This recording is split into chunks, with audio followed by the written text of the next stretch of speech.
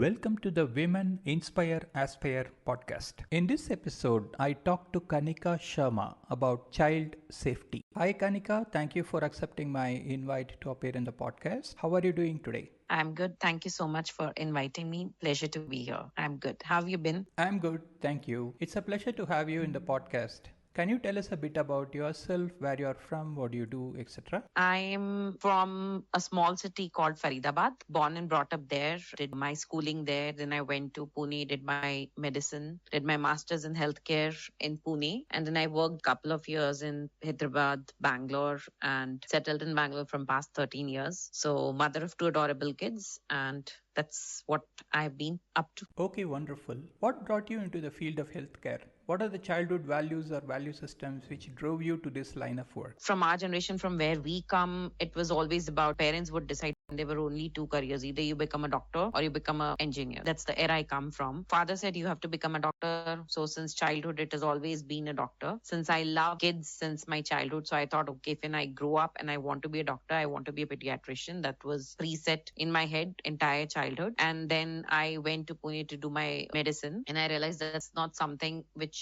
I would want to do or pursue. And that's when I changed my line and I pursued, instead of doing my MD, I pursued my MBA in hospital and healthcare, because that was a big thing that time, because hospitals, IT industries, all were looking for people who has MBA with a medicine degree. Realized not something which I would really want to do. That's not where my heart was. I got married. I gave birth to my first kid, and that's when I took a sabbatical after my first child. When I was enjoying my motherhood to the most, I realized there's something which was missing inside me. And then I tried going back to my childhood and tried relating it to what I really want. And that's when my passion for children and creative writing combined together. And I became a children's book author. Of course, it's related to the incident that happened in my child's life. And that's where I thought, okay, this is where I align to, or what I want to do, where my heart is. And that's where I found my ikigai. That's what I am. So I run a venture which is into child safety and mental well-being. And that's what I do. Wow, okay. Tell us about your book. What is it about? What does it cover? So I think it was in 2017 when my son was around 4 years, and he came back from school and he told me, Mama, good touch and bad touch. And I asked him, what did you learn in school? How was your day? Being any mother, he said good touch, bad touch. And then he ran off to play. And that was the point. Okay, what is this thing that my child is talking about, or what's been taught to my child? And that's where I started digging more into it, what it is, just to equip myself with the right tools. And that's when it came to me a surprise that the child sexual abuse rate is too high in India. And there was no book which was created or authored as per the Indian mindset.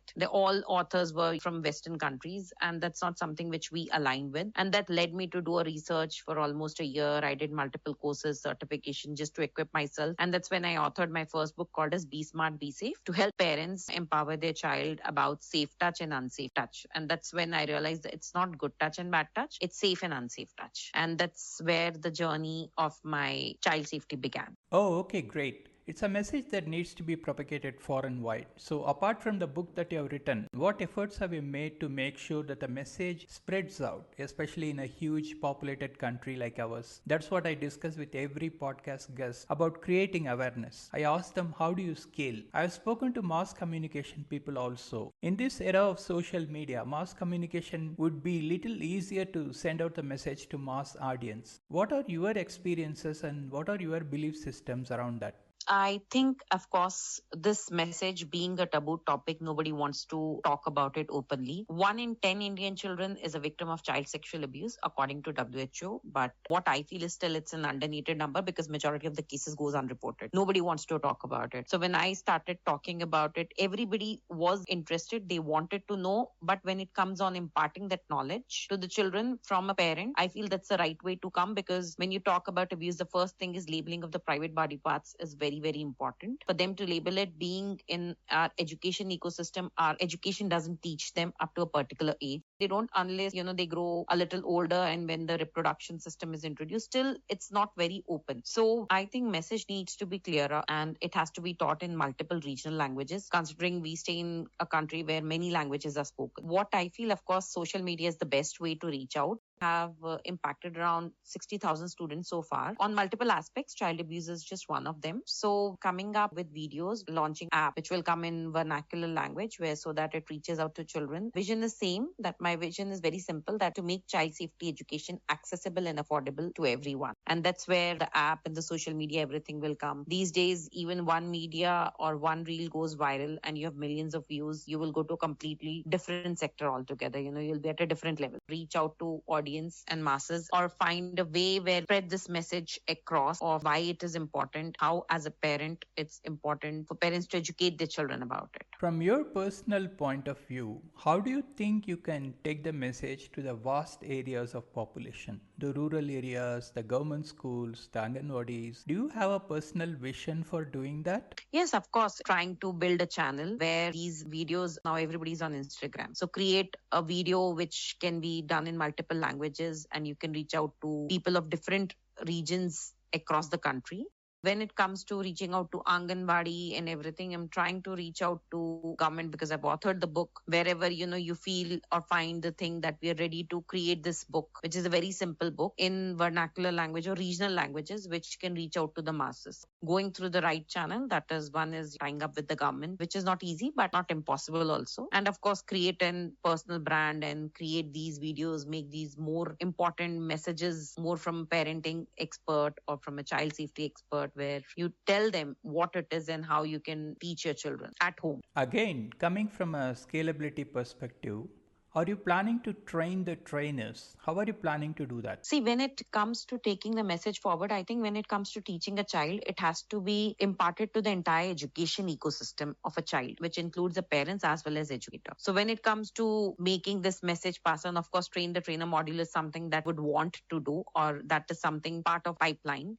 SaaS platform. So create the manual, create the content and training material where they pass on to it. But what I've realized is, being a sensitive topic, you really, really need to fall in love with the topic, fall in love with the cause. Unless you don't fall in love with the cause and don't believe in the cause that we are trying to do, no matter how much you've trained the training material, you want to do or create, people will not be able to impart the message at that level. Trying to, bring that value system in an entire module where as an educator, you relate to the cause and then you pass on that message. So first is equipping them, making them believe in what they're trying to do is how it can impact a child's life. And then they take this message forward, then it will be much more impactful. What kind of challenges have you faced so far in creating awareness about this? I think challenges have always been there because what I talk about, there is all taboo topics. Nobody wants to talk about bullying. Nobody wants to talk about mental health. Nobody wants to talk about digital addiction or adolescent education. Challenge has always been there. But what I have seen of late, that schools have opened up and they're understanding that this is becoming a necessity for the children to learn. If they don't equip them with the right skills, then it's going to be more dangerous for the children as they grow. Danger is everywhere out there. So I think the challenge was more in the initial years. Challenges like schools would say, the first challenge that comes from parents is they think that they know everything. Can't tell a parent, be a good parent, because according to the parents, they're the best parents. Making them understand and listen to what we want to say is one biggest challenge. Second challenge is, many schools says we have our in-house counselors or we'll have our own educators doing it. But I believe when it comes from an expert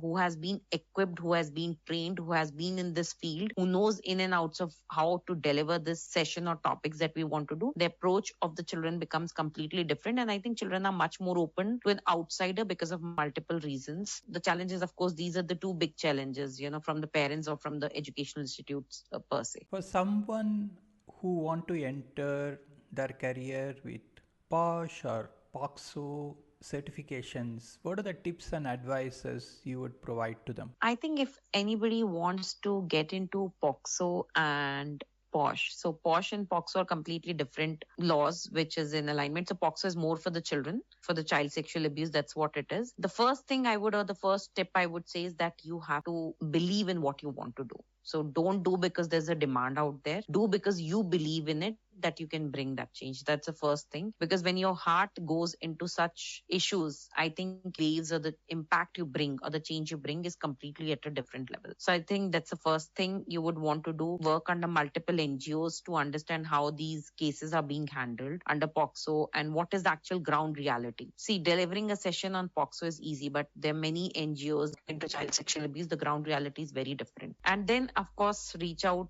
train them, whatever you want to do it. Never give up. It is mandatory in many institutes that you need to have these sessions, but not every people do it. You might approach 100, only 5 might say yes, initially 0. That's where my journey began. So never give up, believe in the cause and keep trying. Somewhere over the period of time, you will get there. Okay, we have talked a lot about your work. Do you have anything else to talk about before we move on to other topics? We as parents, if it's going out to the parents, most important thing is parents need to understand that the dangers are out there. They have to understand if the children are not being equipped with the right skills at the age, at this time period where in the world of digital evolution, they will lose their kids. So it's very, very important to have that bond with the children, create an conversation, open conversation with their children. The old methodology of parenting will not work for today's generation. So we have to change our approach, the way we are parents, because the world has changed. And so we have to be more open, have open, honest conversations, set rules, set boundaries, and ensure that no matter what happens, the children should feel that my safe place is my home and my parents. Then no matter how big mistakes they come, they will always come back to you. And that's where you can help them and guide them and never scold them whenever they make mistakes. Corporal punishment is not something which we should go by now. Children will not take it. It's going to make them much more rebellious or weak. They will just suffer and they will keep hampering their own growth.